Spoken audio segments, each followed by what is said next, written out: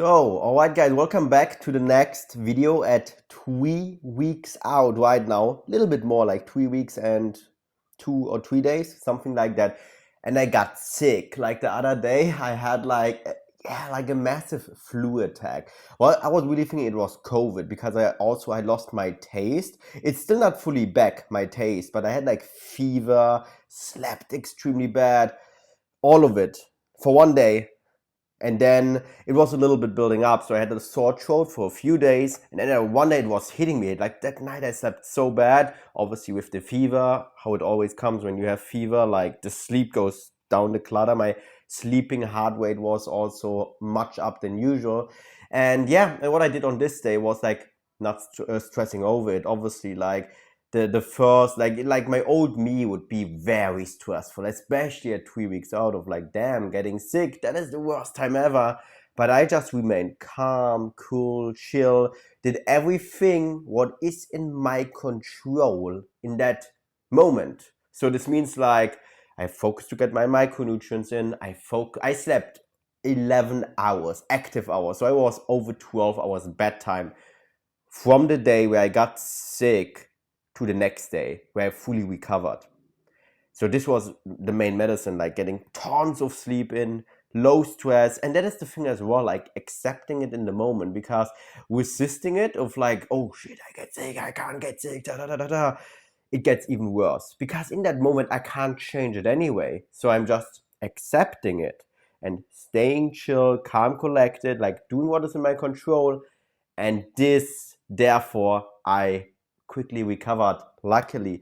And yesterday I had my first training session again, quad dom lower session. It was amazing. Today my upper session at, yeah, like 3 weeks out, which is cool. And yeah, like almost fully recovered. Still like my nose, I think, is fine now. It's just like the taste, which should slowly come back. I did like 4 negative COVID tests, so maybe it is COVID, maybe it wasn't. I have no idea, but I feel good now, which is amazing. The sleep is back to normal, and yeah, and going now for that session in, and then Saturday my lower body session.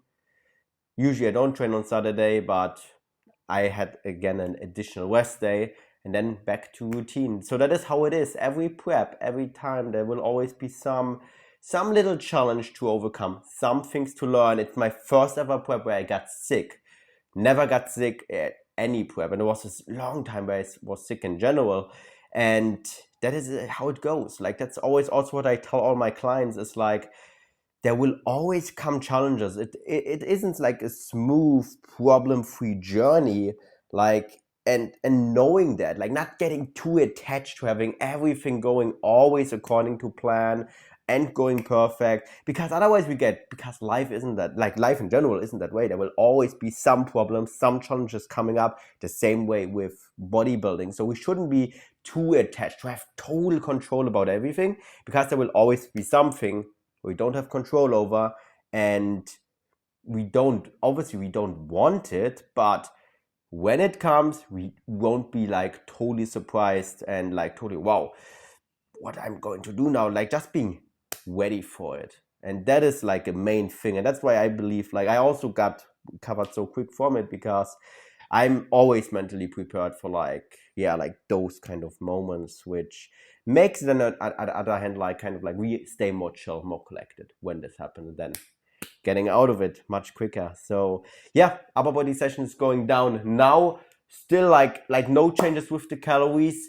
One of the main things as well this prep is chasing it even less, like really letting the digging, letting everything come to me in a way. Because hey, like especially as bodybuilders, we always kind of like we chase that digging phase, we chase the grind, and we think the more we chase it, the more we suffer, the better like the end product will be. And then at the end of the day, it won't be better. Like sometimes, again, like the strongest form of discipline, I believe, especially as an ambitious athlete, is like knowing when to chill, when to not chase, when to let it come to us. Because we always think the more the better, the more volume, the more like I can like it's always a thing of like, hey, I can do more, but will this produce better results in the long term? And more often than not, the longer I train now, the more I realized the less I do sometimes, the less I worry, the more I let it come to me,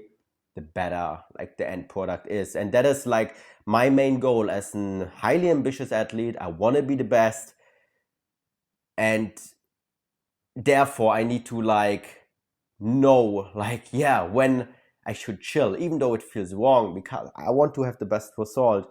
But this also means like it's more often not the case of like wanting it more, chasing it more. It's like chilling a little more, and that makes, yeah, a huge difference. And like just letting time does its thing, ticking the big boxes and accumulating it over time. That is honestly one of the main things with it. So that is one of the big lessons for me as well, this prep, where I'm, yeah, getting even better at like still eating out here and there, doing this, doing that, like, yeah, like not being too hyper fixated, too hyper focused.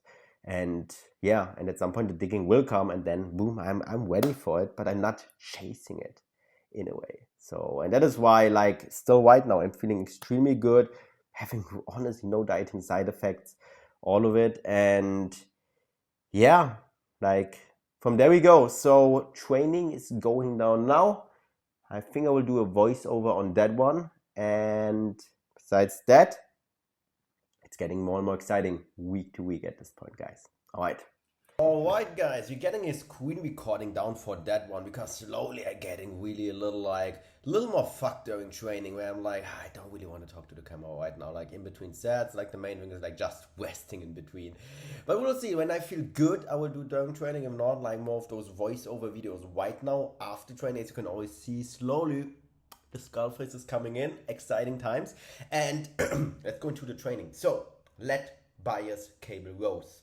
Currently, again, my favorite, like with dumbbell rows, I really like both, but right now a little more efficient of doing like dual arm movements, in a way of like saving a little bit more of time, because I already do like a single arm lat pull down, where I think like a single like a lat pull down, there's a higher benefit compared to doing a dual arm. And versus like on lat bias cable row, I feel like doing a single or dual arm doesn't make that much of a difference.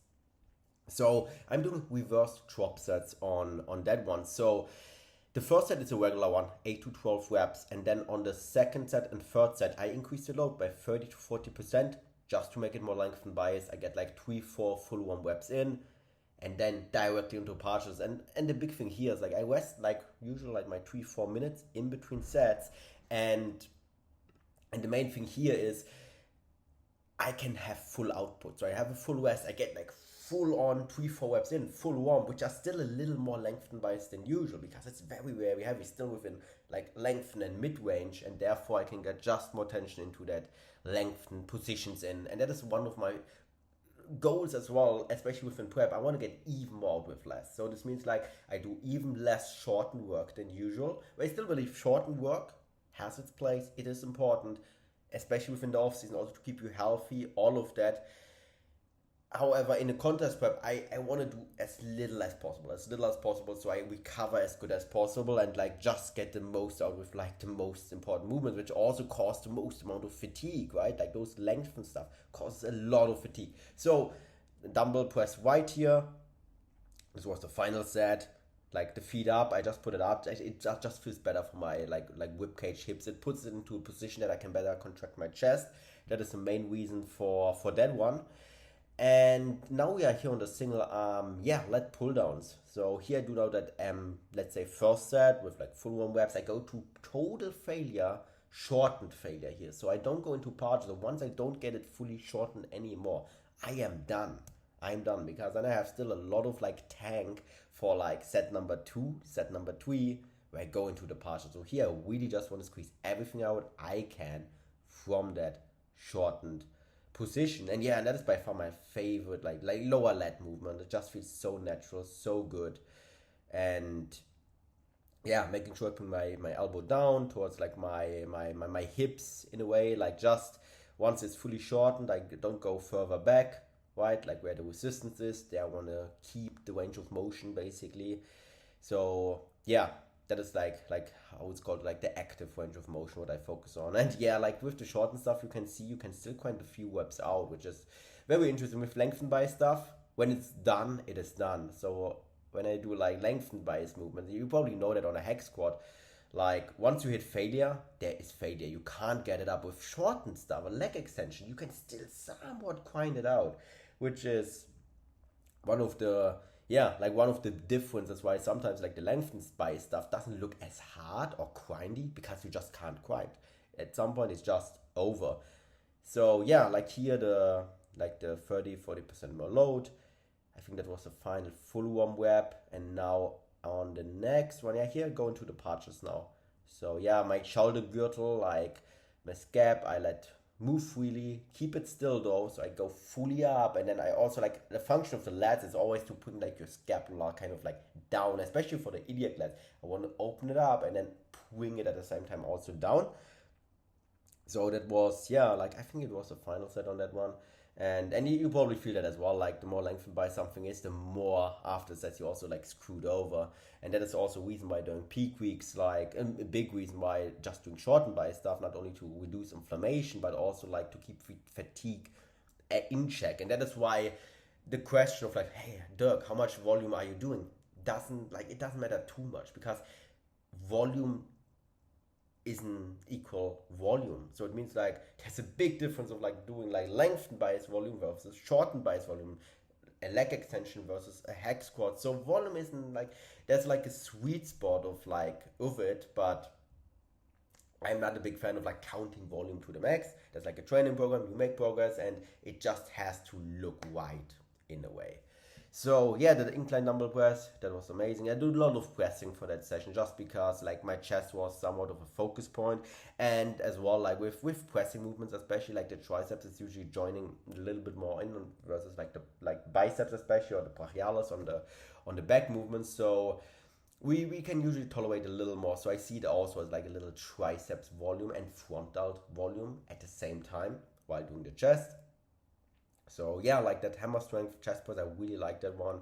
Going, yeah, like all the way down, having a brief pause at the bottom. And yeah, and after this one, I think we are jumping. Oh, the T-bar row the next. Like that is my favorite piece at the gym. Like for upper back, I really believe it brought my upper traps especially up so much. If you have access to a T-bar row, a good one, highly recommend that. So yeah, here I let my scapula initiate the movement. So I want like to really like open up, get like that nice stretch in, and then I go up. At the same time though, I don't only retract like my scap, I also kind of bring it up. So how I'm doing it is like not just bringing it back, I'm also like bringing it back and up at the same time. So I almost doing like a little bit of a shrug at the same time. And this feels like, especially for the upper traps, way better than any shrug variation, I feel. And yeah, that was now the final, this was the activation, like the first set of it. Again, once I don't get a free shot, I'm done. So I still have tank. And now here the reverse drop set, like the 30-40% more load. Here I believe it was it was the final set. I also arch my back here a little bit. Same thing here, like on lat movements, we want to keep it neutral. On upper back, nothing wrong to arching it a little bit. So you can get like just like your scapula somewhat like more shortened, or like initiate the movement more out of your scap. And here I'm doing now like, the partials, and then like one or two calcio shrugs of like just shrugging it a little bit, and then dropping it on that mat. I don't drop it on the floor, don't worry. There's like a mat, like I put like a big mat on the ground. And totally wiped out after that one. Totally wiped out. So after this one, I'm like so much ready for like those movements, which are a little easier. So chest biased dips. I put my feet on the bench just to make it more stabilized. Amazing thing. And also like it doesn't only make it more stabilized, also more lean forward, so I can hit more my costal, my lower pecs, and also highly underrated front delt movement, especially that lower portion of the front delts gets really like stimulated with that one. Like it's not only the triceps, also the lower pec and the lower front delts in a way.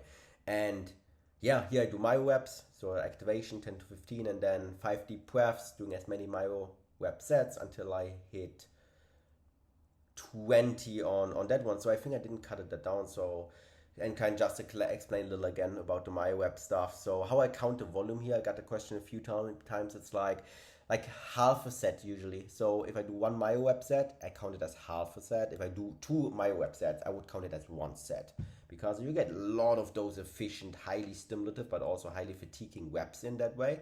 And the main thing here is like you save on time, a lot of time, You save up conserving energy, you save up a little glycogen because you don't need to do that like build up reps beforehand. And it also keeps the focus a little higher. You probably know at some point at the end of the session when the volume is like, at some point you space out with Myo-rep stuff, you just stay a little more like focused into the zone, I feel, especially when you get towards the end of the session. So I don't like usually don't do that at the beginning, mostly towards the end, where we tend to be a little bit more gassed out. Of course, body lateral raises. So yeah, like I just started training my lateral head of the shoulder like the first time ever, like 2 years ago, lengthen bias, because lateral raises usually, or bottom placed cable raises are usually more shortened bias. And yeah, once training more lengthen bias, like it was like a definitely very, very novel, like new stimulus. And can do the same movement on a cable. I just right now I prefer it a little on the with the dumbbells. It just feels slight bit more stable. It feels amazing, and yeah, I just make sure that I lay more on the bench, so I'm not too much bent over, right? Because the more bent over we are, the more we're making it more mid-range shortened bias again. So like leaning like a little bit on the bench. So I got that from Chasm. So shout out to Chasm. Lots of good stuff. N1, a lot of good stuff what they put out, like a lot of inspirations I take from them and things I learn. Like this one was a game changer because before I was a little bit too much lean on, like I'm now a little bit more like this, much harder, and it feels also more better, like much better. Like it feels like, hey, I have actual tension within that lengthened position, so we can make a movement lengthened bias. But if we don't feel any tension there, like then it's like not really like producing like mechanical tension within that length. That's what we want. Like we want to produce mechanical tension within that lengthened position. That is the main thing. And if we set it up without having it hard there, might not be the best, and have to review change something. So I don't know why I put my leg up like that, just to stabilize a little. So that was the full session, guys. The full session right here. I hope you enjoyed that. And yeah, like more of those voiceovers most likely. And if I feel like, especially like that, I feel like that I won't be able to talk during training at this point. But we'll see maybe. And yeah, I try to keep it up once a week, a video. Like the next one will be most likely in Singapore, where I'm holding the seminar. So if you are in Singapore, make sure that WMBF Singapore there's like a seminar I'm going to hold with Winnie and Kevin. And yeah, like I will most likely like document that, and then one training session from this upcoming week as well. So I combine both most likely, and we'll drop the next one by the week after that one. All right, so see you guys on the next one. All right.